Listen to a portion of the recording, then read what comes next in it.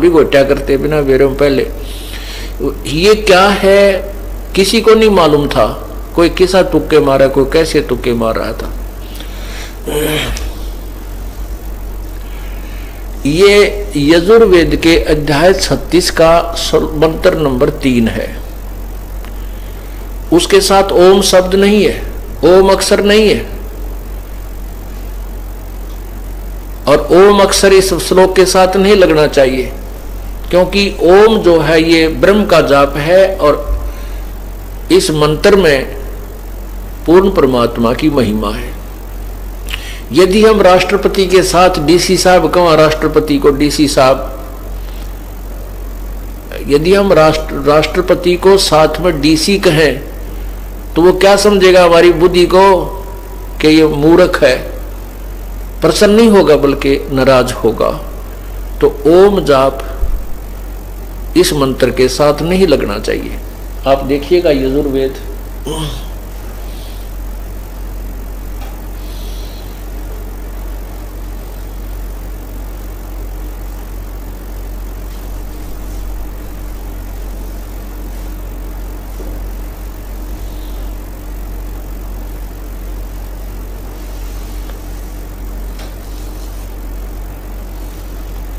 आपको यजुर्वेद दिखाते हैं। ये श्लोक है 36वें अध्याय का 3रा मंत्र, और इसको एक ही श्लोक की आवर्ती करने से, आवर्ती माने रिपीटेशन, इसको बार बार रिपीट करने से ही मोक्ष मान रखा था। नहीं, ये मंत्र बुरा नहीं।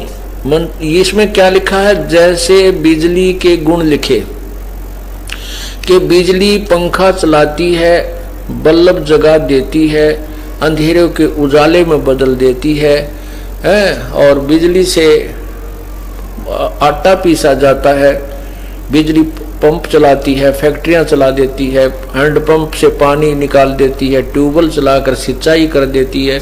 तो ये गुण हैं, ये बिल्कुल सत्य हैं, और इनको बार बार ऐसे ही कहते रहे। बिजली पंखा चलाती है, अंधेरे को उजाले में बदल देती है, ट्यूबवेलों से पानी निकाल देती है, ऐसा करते रहो, बिजली के लाभ आपको प्राप्त हो जाएंगे। जो बिजली के गुण बोल रहे हो ये तुम्हें मिल जाएंगे, ऐसा नहीं।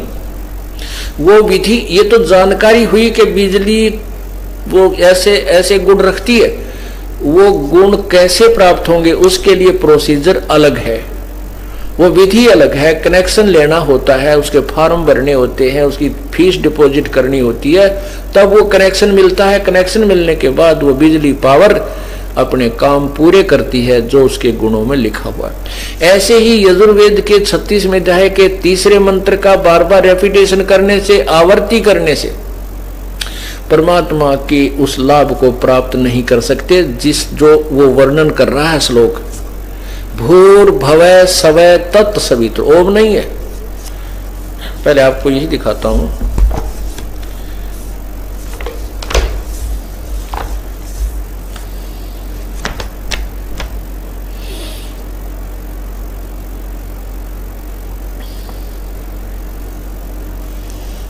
ये देखिएगा, ये है यजुर्वेद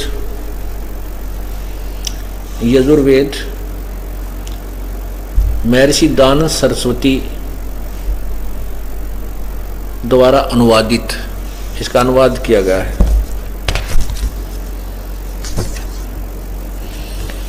इसमें, और ये कहां से प्रकाशित है, प्रकाशक है सार्वदेशिक आर्य प्रतिनिधि सभा 2/5 महर्षि दानव भवन, रामलीला मैदान, नई दिल्ली।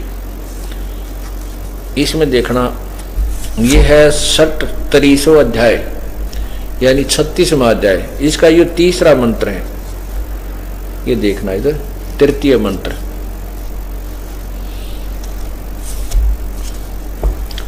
ये 3य मंत्र है, यहां से शुरू होता है भूर्भुवः शवय तत्सवितुर्वरेण्यम भर्गो देवस्य धीमहि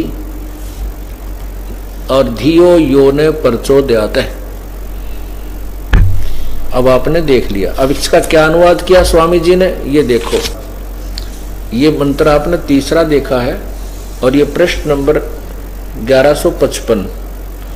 इसका अनुवाद इन्होंने 1156 पे किया है। ये 1156 पे क्या लिखा है? हे मनुष्यों, जैसे हम लोग भू का अर्थ किया है कर्मकांड की विद्या और भुव का अर्थ किया है उपासना कांड की विद्या और सवय का अर्थ किया है ज्ञान कांड की विद्या को संग्रह पूर्वक पढ़ के यह जो हमारी धारणावती बुद्धियों को प्रेरणा देकर उस कामना के योग्य समस्त ऐश्वर्य के देने वाले परमेश्वर के उस इंद्रियों से न ग्रहण करने योग्य प्रोक्ष सब दुखों के नाशक तेज स्वरूप का ध्यान करें, वैसे तुम लोग भी इसका ध्यान करो। अब क्या अर्थ किया है इन्होंने? ये आपने देख लिया, के अनुवाद किया स्वामी जी ने। ये तो अनुवाद किया इन्होंने सत्यार्थ प्रकार इसमें वेद का, क्योंकि वेद ज्ञान तो प्रभु का दिया हुआ है। अनुवाद इसका अपने अपने तरीके से सभी ने किया है। स्वामी दयानंद जी को यह भी ज्ञान नहीं था, उसमें उनको ये नहीं मालूम कि तुम ये गायत्री मंत्र कहां से लिया। उन्होंने स्वामी जी ने कहा कि ये भूर भव ओम, ये तो हम अर्थ पहले कर दिया, भूर भव सवय, ये तीन मंत्र तो आरंक्य है।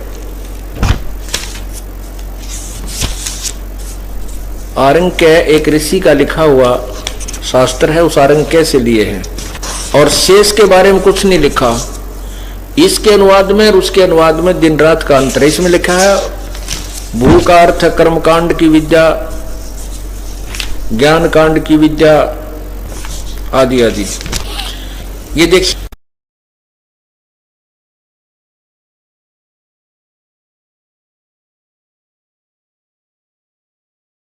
अथ सत्यार्थ प्रकाश है, महर्षि दान सरस्वती स्वामी विरचित है। और ये कहां से प्रकाशक है? वैदिक यति मंडल, दान मठ दीनानगर पंजाब। कहां से छपा, कहां से है? प्रकाशक है वैदिक यति मंडल, दान मठ दीनानगर पंजाब। और नीचे देखिए मुद्रक है आचार्य प्रिंटिंग प्रेस, दान मठ गोहाना मार्ग रोहतक। इसके अंदर तीसरे समोल्लास में 38 पृष्ठ पे अब देखो, ये स्वामी जी ने, ये है 38 पृष्ठ और ये समोल्लास है तृतीय।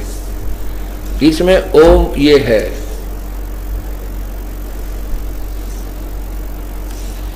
ओम पहले लिखा है, ओम भूर भव स्वय तत्सवितुर्वरेण्यम भर्गो देवस्य धीमहि धियो यो न प्रचोदयात् है। इस मंत्र में जो प्रथम ओंकार है, इसका अर्थ प्रथम समोल्लास में कर दिया है, वो तो पहले लिख दिया इन्होंने, वहीं से जान लेना। अब 3 महाआहुतियां, व्याहुतियों के अर्थ संक्षेप में लिखते हैं। भूरित व प्राण आदि से, ये है जो इस जगत के जीवन का आधार प्राण से भी प्रिय और स्वयंभू है, उस प्राण का वाचक होके भू परमेश्वर का नाम है। फिर आगे बता, जो दुखों से रहित सब के संग से जीव सब दुखों से छूट जाते हैं, इसलिए परमेश्वर का नाम भूय है। आगे क्या बताया है कि जो नाना विधि जगत में व्यापक होकर सबका धारण कर रहा है, इसलिए परमेश्वर का नाम सवय है। भूर भवय सवय, इन 3 अक्षरों के उन्होंने अनुवाद किए। अब देखना, अब ये क्या लिखा है? ये तीनों वचन तैत्रीय आरंक्य के हैं। अरे तेरा गजब, ये तैत्रीय आरंक्य के हैं। और तैत्रीय के बारे में क्या लिखा है?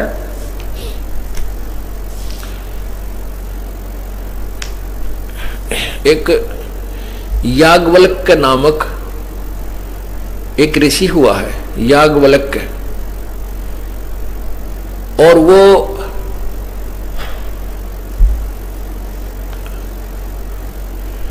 एक ऋषि का शिष्य था। उस ऋषि ने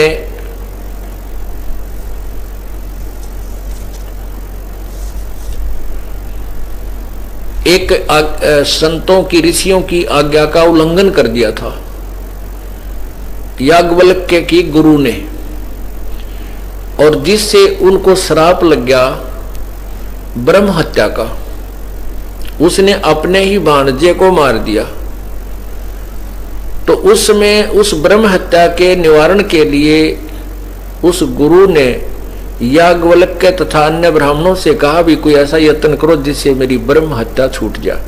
तो याज्ञवल्क्य कहते ये तो बलहीन है दूसरे ब्राह्मण, मैं अकेला ही इस अनुष्ठान को कर दूंगा। इससे वो गुरुजी नाराज हो गया, इतना क्रोधित हो गया कि तू, मैंने जो तुझे पढ़ाया है उनको तू वापस कर दे।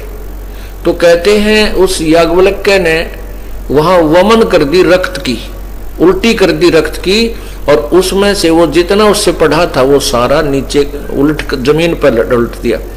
और कहते हैं वो दूसरे तैत्रीय किस लिए कहा गया कि उन्होंने दूसरे जो तीतर बन करके उनको ग्रहण कर लिया, वो उल्टी की हुई, और उनको उन्होंने फिर ज्ञान हो गया उनको, वो फिर तैत्रीय उस जो याज्ञवल्क्य के द्वारा उल्टी की हुए वो ज्ञान था उसको तैत्रीय आरंक्य कहा जाने लगा। और उस तैत्रीय आरंक्य का सहयोग लिया है, स्वामी जी ने बताया है कि भूर्भुवः स्वः ये आरंक्य तैत्रीय के हैं, वहां से लिया गया है। अरे की तड़ंगा जा ठाया, ओ तेरा गजब है, सर ने पैर की तय। और वेद स्पष्ट कह रहे हैं, यजुर्वेद के 36वें अध्याय का 3रा मंत्र कंप्लीट है। बाकी जगह जगह कई अन्य श्लोकों में भी वो भूर्भुवः स्वः ले लिया, किसी में सवितुर्वरेण्यम भर्गो देव से ले लिया, किसी में धीमहि धियो। ये तो परमात्मा की महिमा में जगह जगह शब्द अक्षर आते रहते हैं, लेकिन ये कंप्लीट मंत्र तो यजुर्वेद के 36वें अध्याय का 3रा मंत्र है, जो स्वामी जी दयानंद जी को पता नहीं था, अर्थात वो वेद ज्ञान से वंचित थे, उनको क भी ज्ञान नहीं था।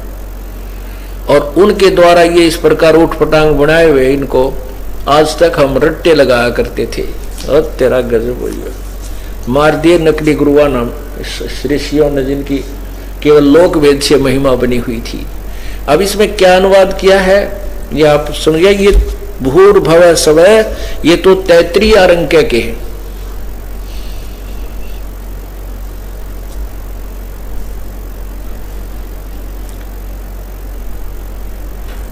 और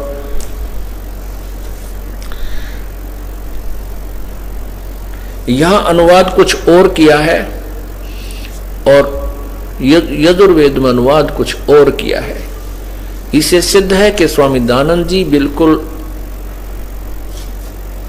ज्ञानहीन थे, इनको कोई ज्ञान नहीं था भक्ति का, ना समाज के बारे में ज्ञान था। इन्होंने सब जगह बकवाद गढ़ रखी, इंद्री केवल उल्टा ज्ञान ठोक रखा है।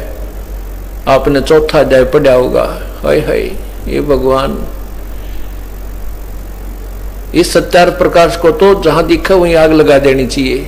एक समय ऐसा आएगा कि इसके नाम से नफरत हो जाएगी, क्योंकि ना तो ये मोक्ष मार्ग है, ना ही किसी समाज में अप्लीकेबल करने योग्य है ये सत्यार्थ प्रकाश का ज्ञान, और न ही इसमें कोई खगोल भगोल का ज्ञान ठीक है। सूर्य पर आदमी रहते हैं, मनुष्य रहते हैं, पृथ्वी की तरह रहते हैं, ऐसे गपौड़ और बकवास भर रखी इसमें। ये भगवान, ये परमात्मा। और अब तक इसको बड़े रुचि से पढ़ा जा रहा था। दास ने किसी समाज को बुरा नहीं कहा, महर्षि दयानंद जी को बुरा नहीं कहा, ना उसको ठग चोर लुटेरा या कोई ऐसा वैसा कहा, लेकिन ज्ञान के ऊपर एक निर्णायक टिप्पणी दी है जो आपके प्रत्यक्ष समक्ष प्रत्यक्ष है। तो इसमें क्या देखा आपने कि जो इस तरह के श्लोक बनाकर इस तरह की साधनाएं हमें बताई गई थी कि केवल एक